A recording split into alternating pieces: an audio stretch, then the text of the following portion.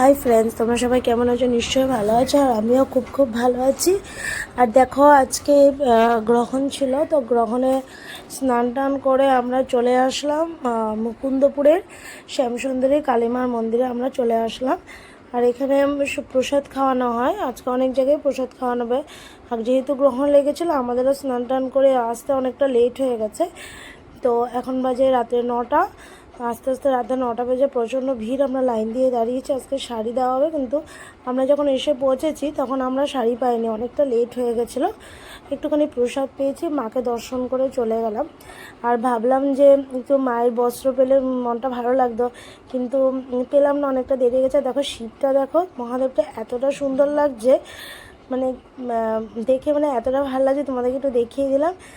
আর মায়ের বস্ত্র আজকের দিনে দেওয়া হয়, কিন্তু যেহেতু গ্রহণ লেগে গেছে অনেকেই আজকে পায়নি, অনেকে দেরি করে এসেছে, স্নান টান করে আস্তে আস্তে অনেকটা দেরি হয়ে গেছে।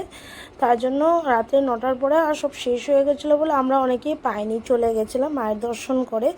আর এই যে মায়ের মূর্তিটা তোমাদেরকে দেখিয়ে দিচ্ছি, দেখো এত সুন্দর মায়ের মূর্তিটা। এই যে এই শ্যামসুন্দরী কালীমা মুকুন্দপুরে যে আছে, সেই কালীমা শিয়ালদাতেও আছে।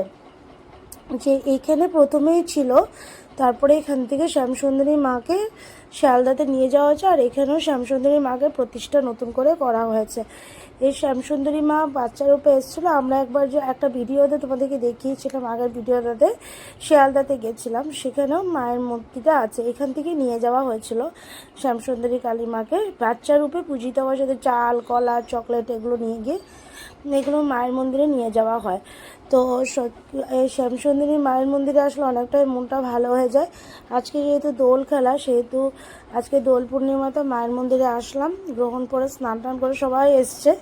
অনেকটা সন্ধ্যের থেকে ভিড় ছিল, আমরা যেহেতু আসতে অনেকটা লেট হয়ে গেছে বাসে, তার জন্য মায়ের মূর্তিটা অনেকটা ভিড়ে দেখতে পাচ্ছিলাম না, কিন্তু এখন একটু দেখতে পেলাম, তোমাদের সাথে শেয়ার করে দিলাম মায়ের মূর্তিটা।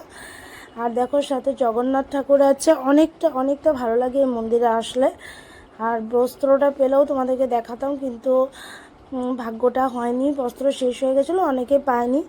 আর এখন আমরা চলে আসলাম এখানে জগন্নাথ মন্দিরে দোল খেলা হচ্ছিল, আর সঙ্গে প্রসাদ বিতরণ হচ্ছিল। তো আমরা একটু প্রসাদ নিয়ে নিলাম, প্রসাদটা নিয়ে তোমাদের সাথে একটু শেয়ার করলাম। দেখো খিচুড়ি প্রসাদ সবাইকে দিচ্ছিল, আর প্রসাদটা খেতে অনেকটা ভালো লাগছিলো। আর এখানে জগন্নাথ মন্দিরটা দেখো এতটা সুন্দর, এখানে দোল পূর্ণিমা হয়।